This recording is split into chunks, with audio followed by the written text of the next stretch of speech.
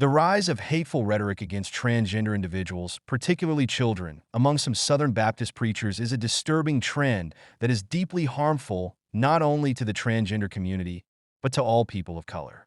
This issue was brought into sharp focus recently when a pastor went viral for a sermon in which he vehemently condemned transgender children's health care.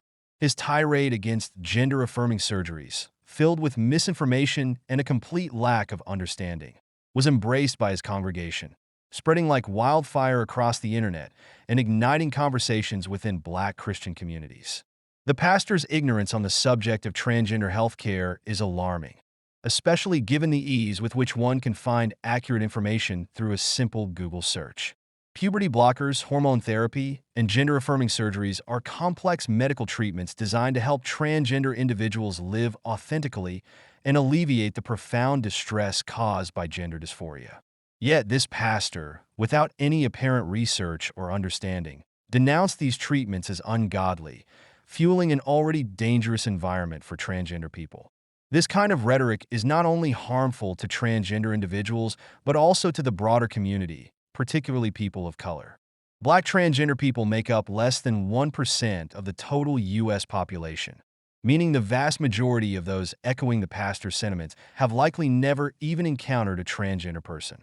So, what is driving this fear and hatred? And more importantly, how is this sermon addressing the real issues facing Black communities? The reality is that Black communities are grappling with far more pressing concerns: skyrocketing rent and mortgage payments, the rising cost of food, lack of affordable health care, and systemic voter suppression. Yet, the pastor chose to focus on transgender children, a group that is already marginalized and vulnerable. This misdirection is not just a distraction. It is a dangerous diversion from the real issues plaguing everyday working Americans. The pastor's sermon does nothing to address the economic struggles of his congregation. Instead, it stokes the fires of bigotry, creating a scapegoat out of transgender children while doing nothing to alleviate the real and tangible suffering in the community. It is worth asking, is it really the fault of transgender kids that food prices have increased? Are they to blame for the lack of affordable health care or the rampant voter fraud that suppresses the voices of people of color? Of course not. Yet, the pastor's focus on this marginalized group implies otherwise, diverting attention away from the systemic issues that are truly harming his congregation. Moreover, this kind of hateful rhetoric is a betrayal of the very teachings that the church is supposed to uphold. The Bible teaches love, compassion, and care for the most vulnerable among us.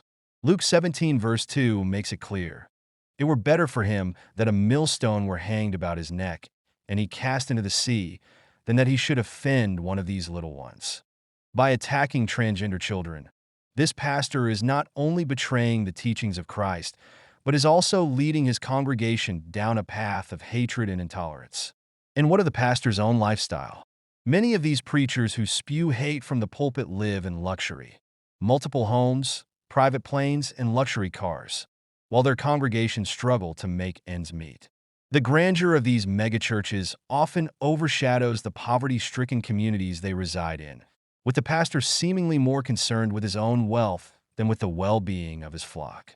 This hypocrisy is galling, especially when one considers that the Bible warns against such behavior in Revelation 21 verse 8, condemning the fearful and unbelieving, and the abominable, and murderers, and whoremongers, and sorcerers, and idolaters, and all liars to the lake which burneth with fire and brimstone. In the end, this pastor's sermon was not about saving souls or addressing the real needs of his congregation. It was about using transgender children as a tool to further his own agenda, to enrich himself through the propagation of hate. And sadly, many in his congregation, particularly people of color, have fallen for it. The question remains: why are people of color, who have historically been the victims of hate and discrimination, now embracing this same hate against another marginalized group?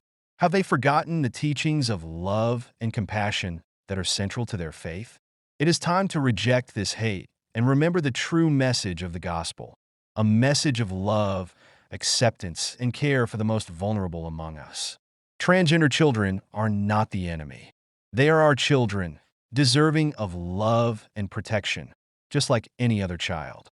It is time to focus on the real issues facing our communities and reject the hate that is being peddled from the pulpit.